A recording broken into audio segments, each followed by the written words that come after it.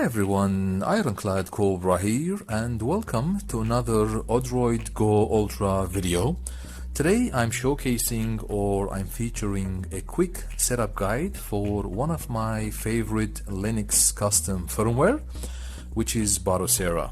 And honestly, I bought my second OGU. As you've seen on my channel, I have the clear white that has jealous on it, another lovely Linux custom firmware. And I got my second OGU, as you see here. This is the dim gray, to install Batocera. And as I mentioned, it's one of my favorite Linux custom firmware. Huge shout out to all the Batocera team for their awesome work. I'll just include their Discord channel as well. I'll include a link to their GitHub or main homepage as well. So that you can check out their latest releases, information, emulators, and all the info you need about Batocera. So as you've seen here, I have my OGU dim gray and I installed Batocera v40 on it. So if you look at here, we can go to system settings just to show you the version of Batocera that I'm running.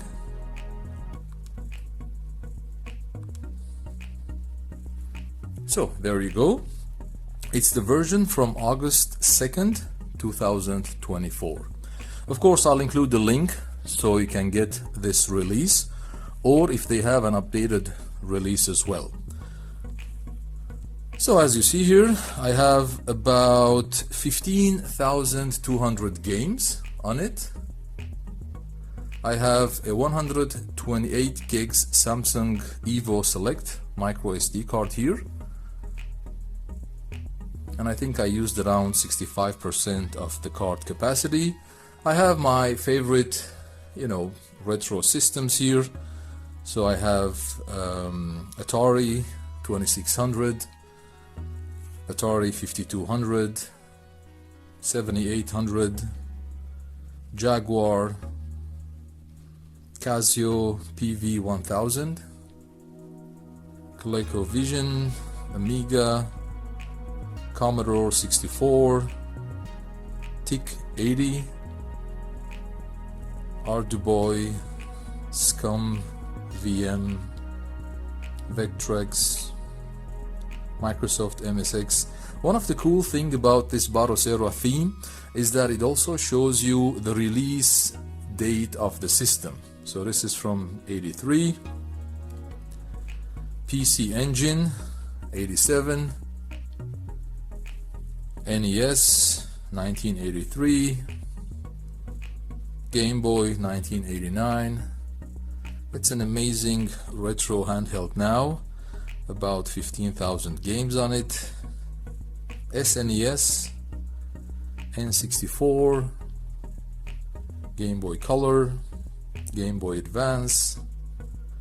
Ports, of course. One of the cool things about these Linux custom firmware is that you can still play old PC games through ports. So I have a couple of my favorite ports as well. These are pre-installed on Batocera, so you can just download it here from the content downloader. I'll just show you in a minute.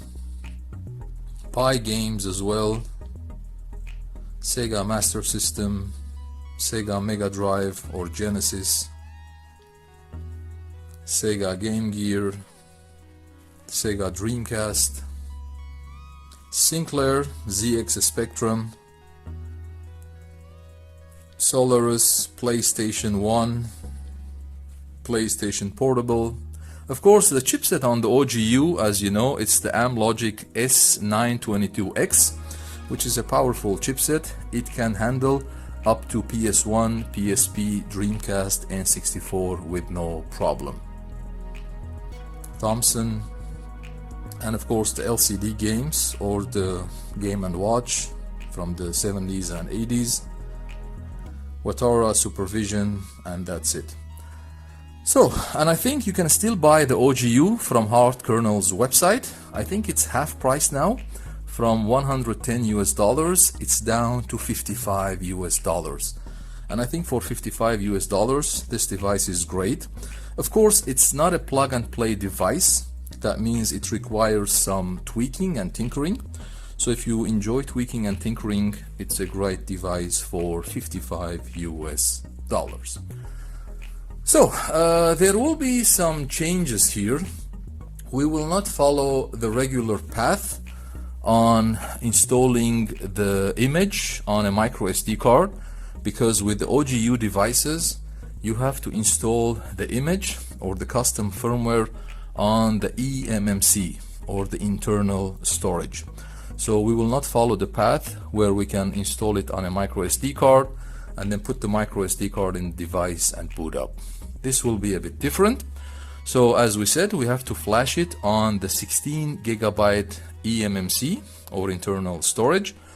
I'll include all the steps or the setup procedures in the video description. Make sure to check out the video description. All the comprehensive info will be there. So what we need to do is that we need to first of all go into the recovery mode. That means we have to hold on the L2 and R2 here. These are the buttons, L2 and R2. So you have to turn on. This is the turn on button. Simultaneously, you have to push down the L2 and R2. So you will see the Linux Penguin, which is the recovery mode in red.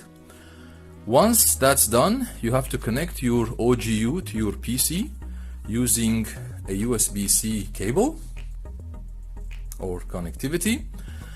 That means your target for the flashing should be the OGU. So go into any flashing or copying app, for example balenaEtcher or Rufus. I personally used Rufus. Make sure to choose the OGU as the target device, because you need to copy the image or flash the image on the eMMC. Before you do that, of course, you have to go through the latest release of Batocera v40. I'll include it in the video description. Download it. It's a zipped file. Download it onto your PC, and then of course you have to unzip it so you can get the image file. So that is the file that should be flashed or copied onto the eMMC. So once the v40 Batocera image is unzipped and it's ready on your PC, make sure to choose it as the target device using Rufus or balenaEtcher, and then hit write or copy so that the image will be copied onto the eMMC or the internal storage. Once you finish that, of course, remove your cable or the USB-C from the PC, reboot or start your OGU, and of course on the first reboot you have to press down the F3 and F6. These are the bottom right and the bottom left. These two buttons, press them simultaneously, so that will boot into Batocera, and of course Batocera will expand the partition, will build all the necessary files for you, and it will be ready to use. Now before you copy your ROMs on the SD card, you have to format the micro SD card. So that means you have to put the micro SD card in your device, and then you have to go to the system settings here. As you see, let me just show you. And you need to format the micro SD card using Batocera. So system settings, and then you scroll down. As you see here, the storage device is 115 gigabytes, which is my 128 gigs micro SD card. So you can scroll down to front end developer options. You click on it, and then you come to the option that says format disk. You click on it as well.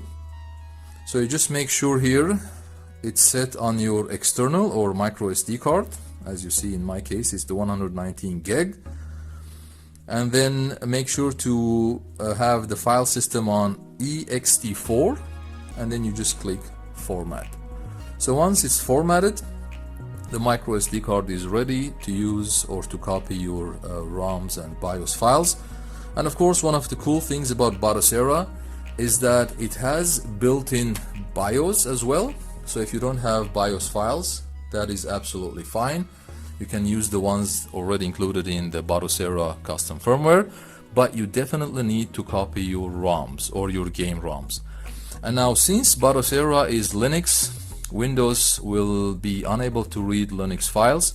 So that means you cannot just put the micro SD card on your PC and copy your game ROMs. We will follow an option which is the FTP or SFTP. That means you can copy your ROMs wirelessly or using your house network or Wi-Fi network. I'll include also a link on copying ROMs to Batocera, but I used the FTP or SFTP option using the WinSCP app. So you create a WinSCP, let's say, session, and you just put the credentials. I'll include everything there, and then you just copy your ROMs wirelessly. You just go to your boot directory, user data, and of course you will find the ROMs section. And then once you copy your ROMs, you're ready to go. You just reboot into Batocera. You just do your regular settings. You can also scrape box art using screen scraper, as I've showed of course on previous setup guides as well. Here, scraper.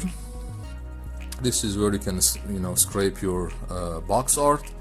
You can have updates and downloads here. You can content downloader. Of course, I'm not connected to a network here, so it will not show, but you can download lots of bezel projects, lots of built-in ports from Batocera. Themes as well. I'm not connected either, so there will be lots of themes you can download from Batocera, bezel projects, so on, so forth. Okay guys, so I think that would be a quick Batocera guide today. As I mentioned, all the info will be included in the video description. I hope you enjoy it. The OGU or the ODROID Go Ultra is still one of my favorite retro emulation handhelds, and you can still buy it from Hard Kernel's website. I'll include the link in case you would like to purchase it as well. So that would be for today, guys. Thanks for watching. Feel free to like and subscribe if you enjoyed the video, and always remember, we don't stop gaming because we grow old. We grow old because we stop gaming.